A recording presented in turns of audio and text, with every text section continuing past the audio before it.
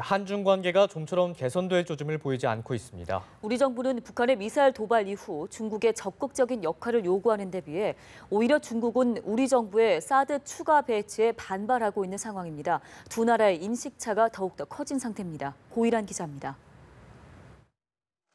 지난해 사드 배치 결정 후 냉각된 한중 관계. 북한의 미사일 도발 후 더욱 악화될 위기입니다. 우리 정부는 지난달 29일 사드 추가 배치를 중국에 통보했습니다. 그러자 중국은 곧바로 김장수 주중대사를 외교부 청사로 초치했습니다. 중국은 사드 배치 중단과 장비 철수를 요구한 것으로 전해졌습니다. 문제는 중국이 불편하게 받아들일 수 있는 사안이 사드 추가 배치뿐만이 아니라는 점입니다. 우리 정부는 한미 미사일 지침 개정 협상을 개시키로 했습니다. 미사일의 성능을 개선하는 내용이기 때문에 인접국인 중국 입장에선 민감한 사안입니다. 또한 한국과 중국은 북핵 해결을 위한 중국 역할론에 대해서도 이견을 보이고 있습니다.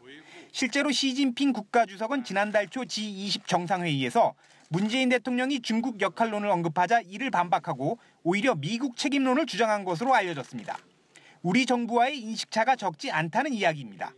관계 개선을 위한 정상회담도 당장 기대할 수 없는 상황입니다.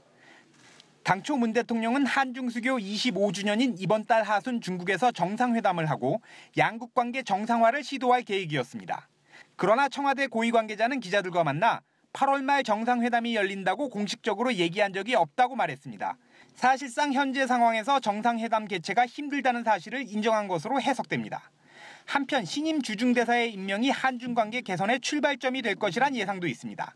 현 김장수 대사는 박근혜 정부 때 임명됐습니다. 청와대는 이달 안에 신임 대사를 임명해 중국과의 관계 개선에 나설 계획입니다. 연합뉴스 TV 고유란입니다.